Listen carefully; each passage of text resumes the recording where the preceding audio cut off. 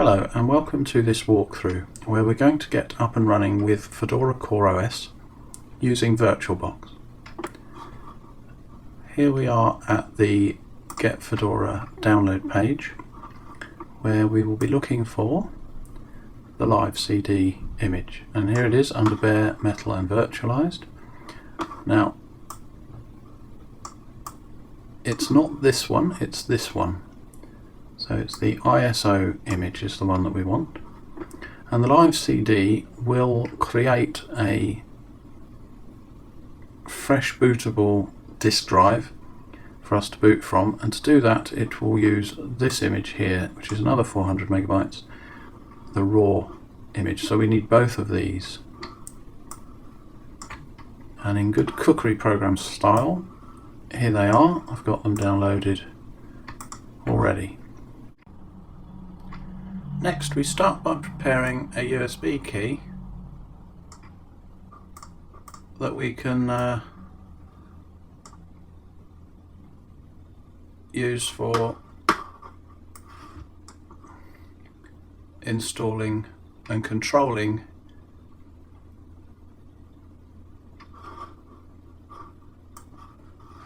the process. So this is a script we're going to need to run. The LiveCD has got CoreOS installer on it.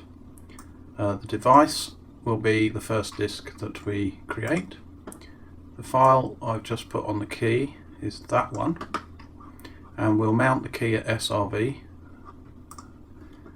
as a mount point, and we're going to need an ignition file.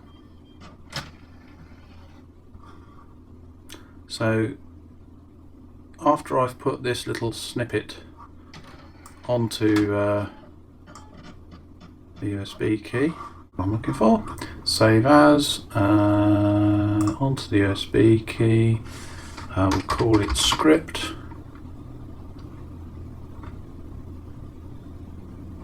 We don't want an extension, so there we go, we've got our script. Next we're going to need one of those ignition.json files, and to do this we're going to start with a YAML file. Server guys like YAML files, and the CoreOS developers like JSON because it's hard for humans to write, so they say, and this is a feature of JSON for them. It implies that you're going to use some kind of tool to help you create ignition files, and that the result will be validated in some way. So this is the case with Fedora CoreOS, because the validation will be taking place when this file, the YAML file, is passed through the Fedora CoreOS config transpiler. One of the features missing from JSON, which is very useful for this use case, of course, is comments. And here we have, you don't just get comments, but you get a whole education in my file here. So from the top, this is AngelBox and the very beginning of our journey trying to apply Fedora CoreOS. So the YAML file has a version number, which is the version of the spec that defines the YAML. It's different from the ignition spec version, and we're on version 1, so I expect things would change, but it's pretty identical to the ignition form, except that by convention we're using snake case as opposed to the JSON uses camel case for names and identifiers. Okay, so we can start telling ignition how it should create our server, and in this we've got some groups and some users.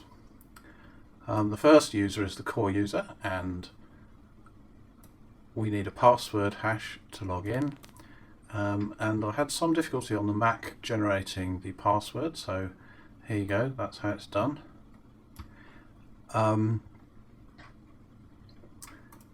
We have our public keys and so on. Now we start building up some users. We've got our automated agents. Now, of course, this kind of server is not expecting mortal intervention much, but nevertheless I've got a user for me to poke around with. And this is where things get interesting. We're building into this server a health check system. Of course, you dial 111 for a health check. And GOS is written in Go. It provides a simple, small and fast health check which we can access via website, HTTP, or in this case, my little innovation here is to provide an SSH access, which means we get instant gratification. As soon as the server's installed, we can find out if it's doing what we asked it to. We'll come back to that later. So, systemd. Now, in Ignition, we got pretty good control of setting up systemd before the boot process starts, so we get there first. And this is where we overcome any of our perceived limitations of CoreOS. First of all, I'm up and ready for adding extra packages, which is, I'm told, a risky business, and is so risky that Ignition doesn't have this feature. I believe that all features should be exposed, and I'm a bit disappointed not to find it built in yet. The main result, that the downside, is this little reboot here, that the whole install process takes a lot longer than it needs to because of this reboot. It would be much nicer if all these packages were installed from the get-go. Anything interesting? These only install once, it only happens once, and systemd basically makes it happen in the right place at the right time. The way I've got it set up here, it does appear that this fails if anything else fails. I haven't quite tracked that one down yet. So if Nano works, things are looking good. Now, here we go. We need to install our health check tool, and on this occasion I'm using the standard install procedure provided for GOS, and a little bit risky. There's no checks or hash of the files I'm installing here, so I might need to revisit that one. And then there's my stuff, which also will need securing at some point. Well, let's have a look at AngelBox while we're here. It works anywhere you put the box. So you throw it on whatever servers you've got. It connects to all the file systems that you need and shares files across the boxes and updates the software. So looking forward to seeing how well this works in practice, but I'm quite keen. The other thing, of course, being built on the same foundation as OpenShift, the AngelBox is effectively a Kubernetes pod with a few bells and whistles. So migration from AngelBox into the to run with the big boys is fairly easy, of course. Next we've got Toolbox, which isn't quite up and running yet, but we'll give it a go. And what you'll see here is that the installation being performed within a systemd unit is working and operating on a file that's already been provided, and here we go. We're using Ignition's ability to download and verify checksums. Many packages come with SHA-256, but at the moment this isn't supported, so you have to provide the long one.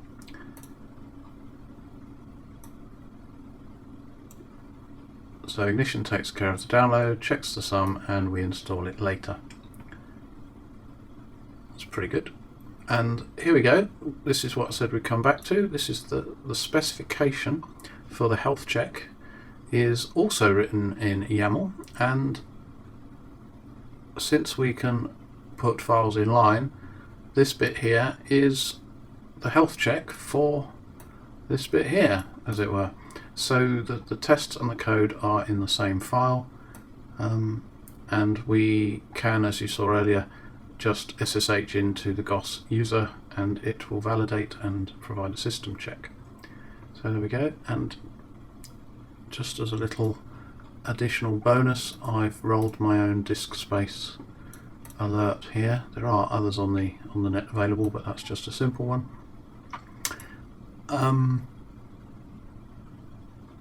All part of the GOS service. To finish up, I'm just filling in a file with some parameters for Angelbox to use, and these, in my case, my build system substitutes in the tags and the branch in here through variable substitution. So the file you're looking at here is after the variable substitution has taken place. I think it would be a good idea if the Fedora CoreOS configuration transpiler would include some form of variable substitution feature as part of its abilities. So we've got our YAML file and we pop it on the key, and now we need to transpile it, and this is how that is done. There we go. We pipe the YAML into Fedora and save the output to Ignition, and that's what we get. That's what success looks like. And now we're ready to spin this up.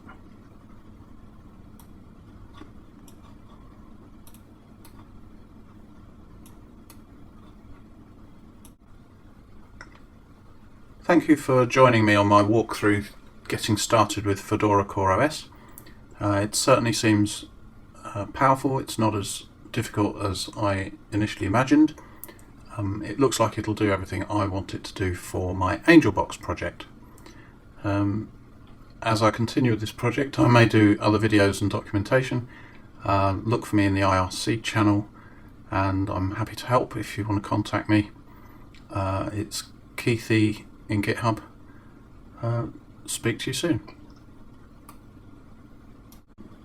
So here's VirtualBox, and you may have noticed that the method I'm using, which uses this CD image and a real USB key, will actually work on a real live genuine bare metal server.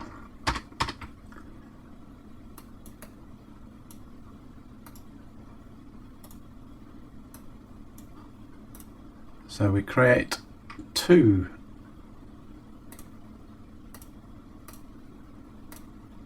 servers, and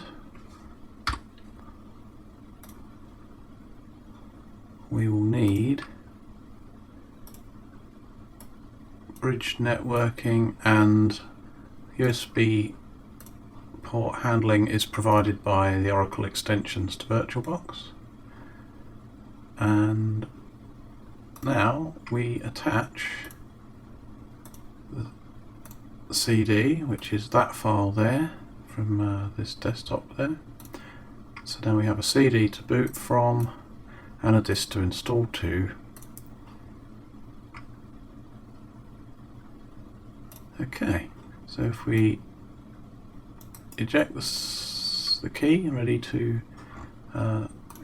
start things up.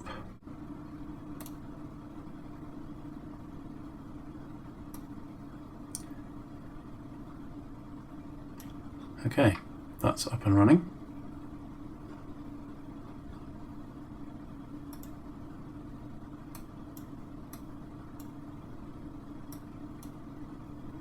And while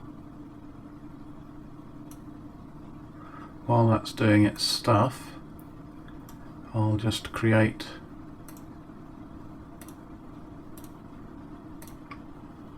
another one.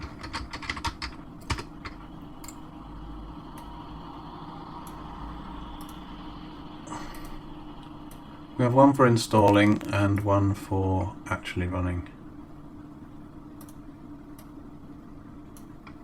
Both will use the same disk, but not at the same time.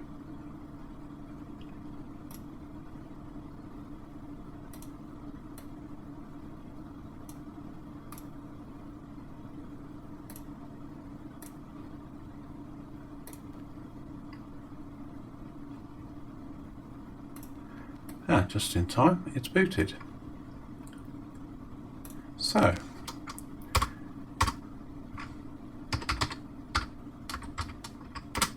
we'll switch into Super User and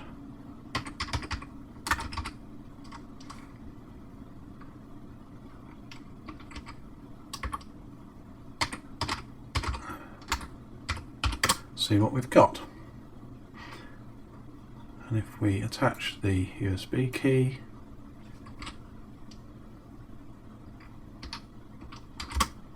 then the USB key arrives.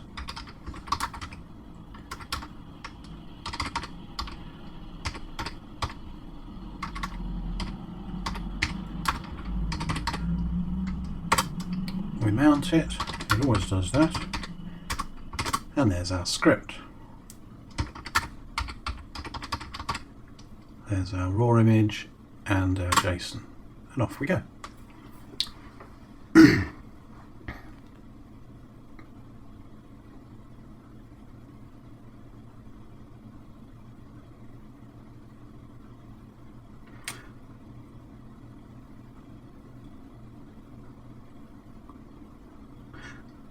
Now what do we do?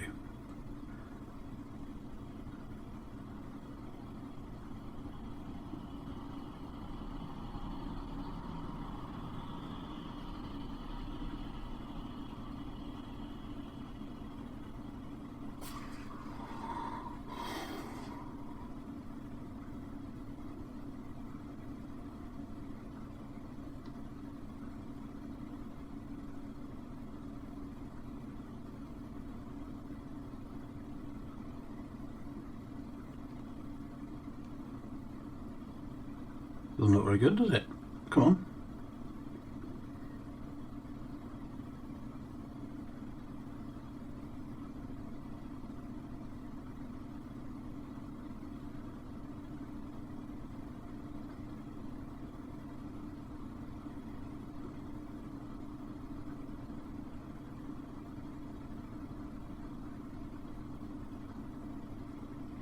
Well, that took its time. And we're done. So,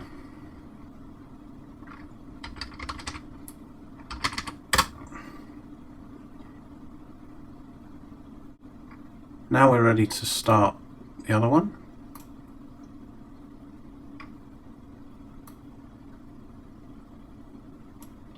And you get a fleeting glimpse of the OS tree.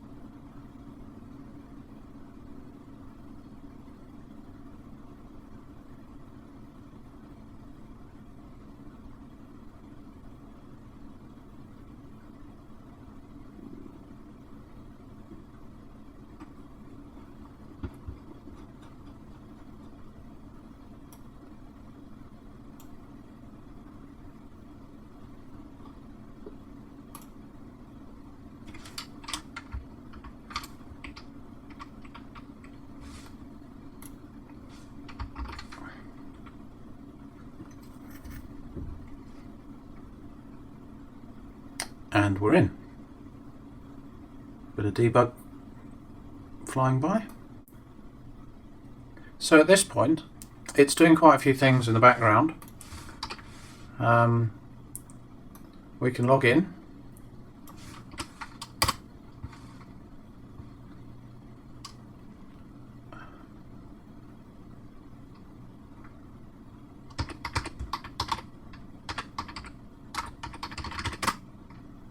See what's happening.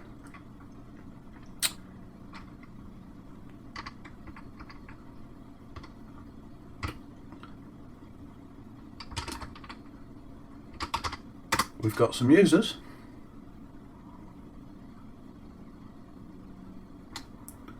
And it's rebooted on me.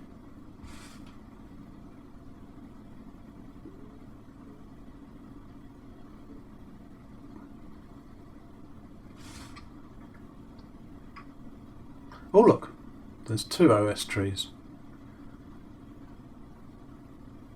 Our overlays have been installed.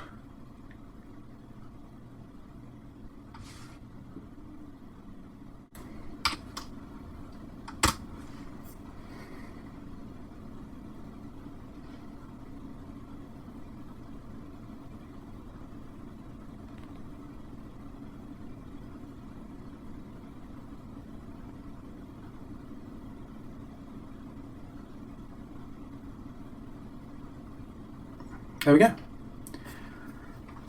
So there's our health check in Nagios format. If we take the other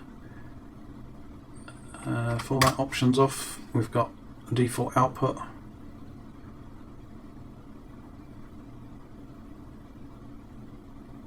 There we go. 30 tests in 0.4 seconds. Okay, we're in now.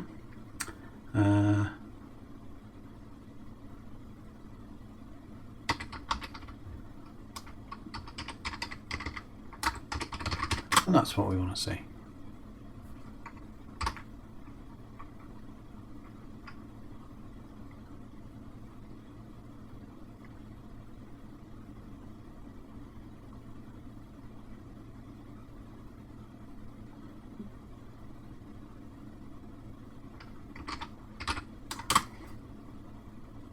Jolly good.